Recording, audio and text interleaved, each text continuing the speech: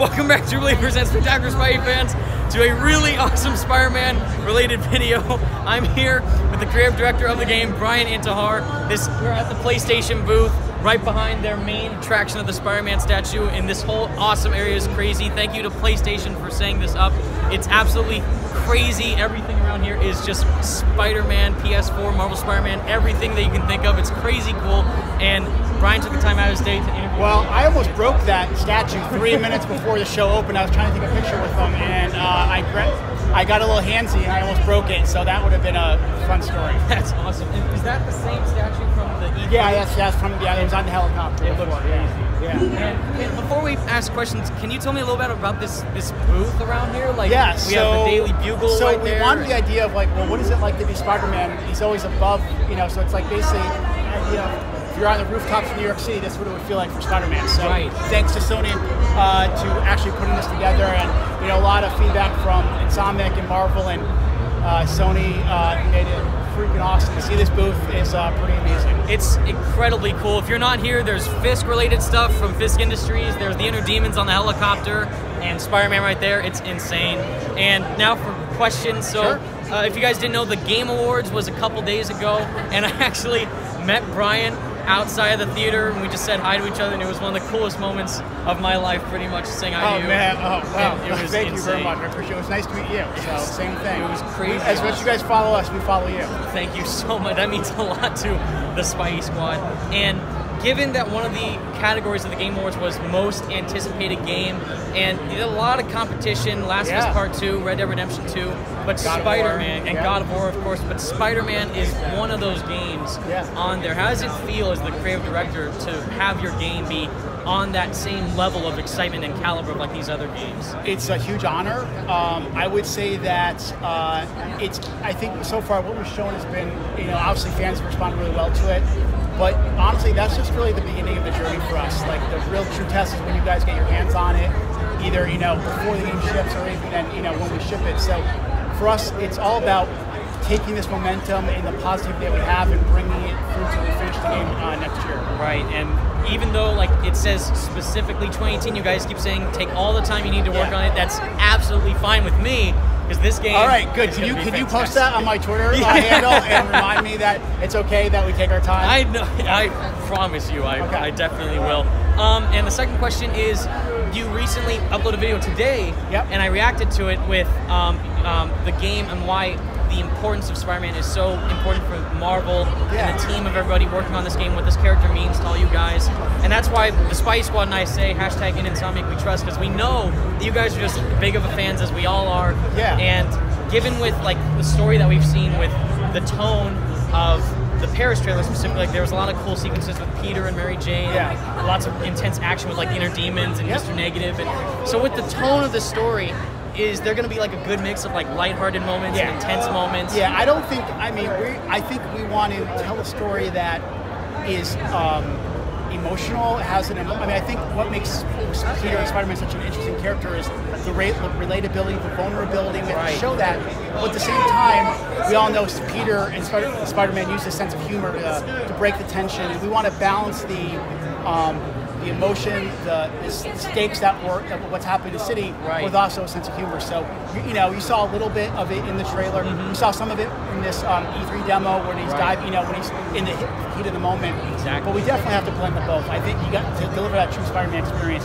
You have to have the emotional side as well as the fun side. Absolutely, and seeing so far with like in the E3 demo, like you said, where Peter's like joking about like the heavy Inner Demon, like the hex field, the way that all the line is delivered, where he's like, "Is this the flight to Newark?" and all that is so great. You just took my 2 references. Thank you very much. We're doing our job. And what you're doing so far, the writing team is doing an incredible job. Yeah. So we, John Paquette, Ben Arfman, our internal writers, they have a really hard job because the standard at which Spider-Man running has been over the years has been so top-notch, and we have to deliver that in a different way. It's different, a little bit different writing from comics and movies and games. And, we put things through a grinder, a lot of trying things out. It's not good enough, or it's not funny enough, and I owe a lot of credit to those guys, as well as even our chief creative officer, Ryan Hastings, getting involved and giving us feedback, as well as the team. Marvel, Bill, and all the guys. And then obviously we just announced today that Dan Slott and Christos Gage are working on the game as well. So It's really hard.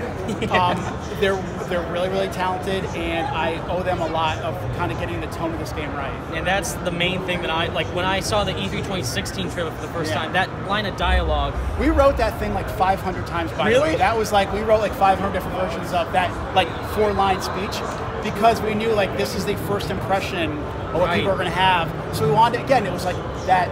You know, the no pressure writers are humor work, but he's also talking about a little bit like what is it like the pressure of being Spider-Man. So we want to blend those two a lot. And that's what hooked me so much because that line of dialogue, oh, like given everything hinges on the guy from Queens, sounds as scary as it feels. That like and the Peter Parker, like it's not me they're really seeing. That blew my mind because it's like sure like we have the movies and also the comics of course, but with games it's like you can immerse yourself in these worlds and really see how these stories can play out and seeing how this story is like an original story. Well, the thing is, remember in games like we're reading a comic, we're watching a movie. It's a very passive. It's a passive experience. Whereas we want you to be Spider-Man. So not only how he plays, but also the story we want to tell you. Want you to really connect to that. And you know, obviously, the game is longer than a movie, so we have to make sure that the story can keep up for as long as it is. And the way that you're handling it so far looks amazing. Thanks. Can I just bring you to the office every day and tell the team about this stuff? 'Cause that would be really awesome. We'll have you be our hype man for like every week. I can try. I'll do my best. All right. And then the third question from me, and then I'll ask the Spidey Squad's questions. So Insomniac worked on Spyro, Resistance, Ratchet and Clank, of course, and most recently Sunset Overdrive. Given all the other game developers out there, like Sucker Punch, Rocksteady, Rockstar, but Insomniac working on a Spider-Man game, what is it that you guys want to truly bring to the table that makes it so much like different from the other Spider-Man games that have been made, like from Treyarch and Beanox and Neversoft, like the early PS1 games? You know, I think a lot of people ask me about the other games. I think we owe it to give those guys credit. They worked really, really. I mean, any game you work on is a lot of blood, sweat, and tears, right? Oh, absolutely. And you look at, you know, for a lot of people, Spider-Man 2 is an iconic experience, right? But there's elements of all those games that you can take away, you can learn from. So it's not about saying we're going to do a better job than they. It's just we know what we're good at. You know, with Sunset Overdrive, we thought we had a really cool, stylish traversal system. Absolutely. Obviously, we want to bring that same kind of feeling to Spider-Man. Right. We make a lot of fun weapons and gadgets. Spider-Man, we can bring that too. And then obviously our games do have a sense of humor. Right. Whether it's Ratchet, Sunset Overdrive, Spyro. Absolutely. Bringing that. So it's funny. One of the first reviews I read of Sunset Overdrive was Insomniac would be a great developer to make Spider-Man. And I remember copying and pasting that and sending it to a bunch of people going, see? So I just think that this character, like, listen, I'm a fan of a lot of Marvel characters. But you know, personally growing up being a Spider-Man fan, but I feel like this character fits our DNA as a company so well. And I absolutely agree. Like, I grew up with Tobey Maguire and his Spider-Man movies, and I grew up with Ratchet and Clank, like all the early Ratchet and Clank games. And Ratchet and Clank is why I came to Insomniac. That was what got me an Insomniac fan. It's so great. And then Sunset Overdrive, you were the director of production on that, right? And when I saw you talking about like the traversal, like the stylish traversal of how it works in Sunset with grinding on everything and bouncing off walls and cars and stuff, and seeing that with Spider-Man, and the recent trailer that you released where it's just him dive bombing and then swinging immediately, running up a wall, swinging across a building and going back and swing.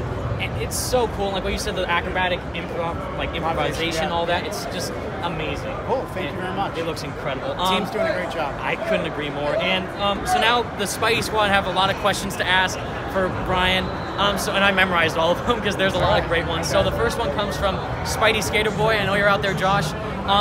He's asking with the story in terms of Peter Parker and Spider-Man in terms of this game, or maybe from the comics, what's your most favorite aspect about this incarnation about Peter Parker and Spider-Man? I think there's a balance. I think we talk a lot about with Bill, we talk about when those worlds collide, but I also think it's like you see elements when Spider-Man succeeds, Peter fails, and that's kind of that constant push and pull. So there's elements of our story where you see that come into action, but I think it's also what also is the idea he's always going to persevere, and we want to see that come across as well. And someone, especially with like Mr. Negative, is when you have a character like Mr. Martin and Mr. Negative who has a connection not only to Spider-Man but also to Peter, that villain-hero dynamic works even better. So that's what I'm really excited about as well. And that's what freaked me out when, like, if you saw my reaction to the Paris Games Week trailer, where you showed off Peter Parker for the first time, and then Martin Lee, and then Miles Morales knows Peter Parker, and then Peter Parker and Mr. Negative, as Martin Lee, are talking to each other. All these cool connections with how you're playing out with the story is just awesome, and I can't wait to see more of it. Another question comes from Spidey Vigilante. He's wondering about the voice cast. I know you can't say any specific names, but with how, when you're like picking who to play as Spider-Man, or even Mary Jane or Mr. Negative, how did you go about trying to pick, oh, this is our guy, this is who we think can, you know, play a really great incarnation of Spider-Man? So I think for us is we wanted, what makes Peter a great character? Relatability, vulnerability, sense of humor. We wanted someone who could bring all of that to the table. We also wanted someone, you know, who could be good in the VO booth, good on the performance capture stage, but also someone who could really embrace the character and understands and ask us about, not just coming to perform, but also was really vested in the story. And our Peter Parker Spider-Man is very vested in the story and giving us suggestions and really into it. So definitely, I think one thing is obviously we want someone who can perform the character really, but also like us cares about the character and understands what it means to people like me and you.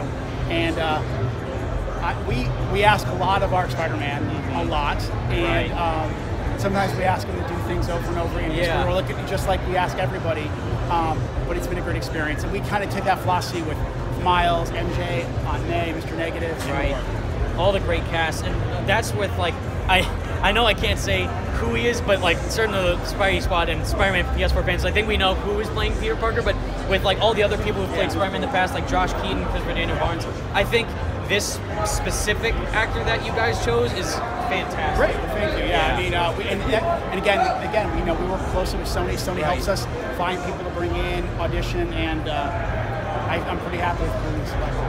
It's great, and I can't wait to see like other characters. Like you showed Shocker. And there's a lot more characters. I can't wait to see who else plays them, and because one of my favorite moments from the whole trailer overall from Paris was seeing how the shot of Spider-Man fighting inside of that area where he's like flipping and dodging all the bullets, and seeing how that's going to connect with these bigger boss fights and probably like other character interactions. And I just can't wait to see how you guys like handle it. I mean, we definitely want to blend the, you know, like more of the cinematic action, you know, kind of those big set pieces with, you know, our core gameplay experience. So we wanted to feel like a big blockbuster experience and really fulfill that true superhero fantasy that I think you guys. It's funny.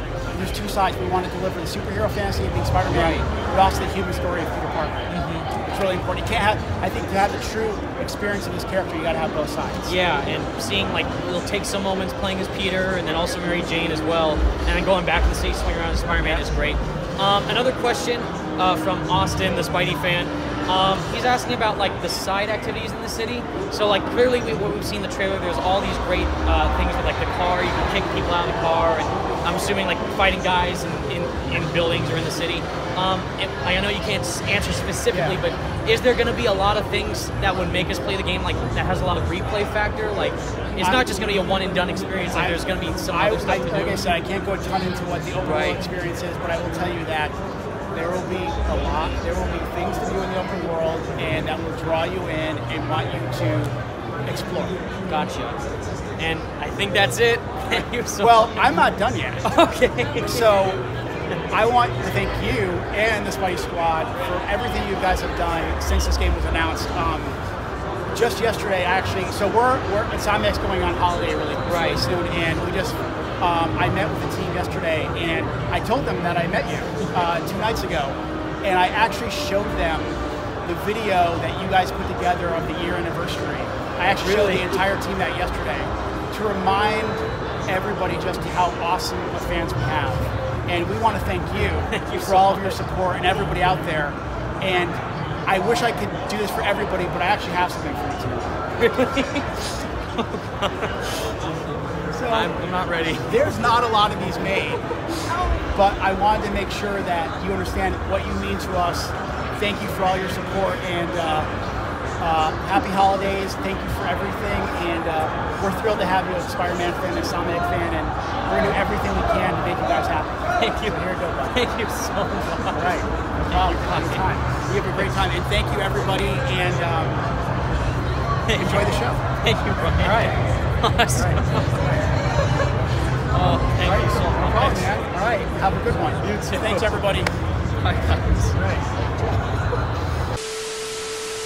It's insane. We're just really, we thank you for everything. It really means a lot to us. And like I said, I showed the entire team a video yesterday. I'm not sure who made it, but I know you guys were all on it. Yeah. And it's all, you guys give us a lot of motivation to keep going on this because, developing can be hard at times. Yeah. And we really appreciate all the time and attention that you guys and the dedication and putting the good words out there. So I really appreciate it. We try our best because we're not doing it because for views or anything. I We're genuinely. And I know you guys are itching for more content. It's coming. I promise it's coming. And I'm already fine with today, like with the thing you showed. I'm fine with it. I know. Well, you make our job on that front easy.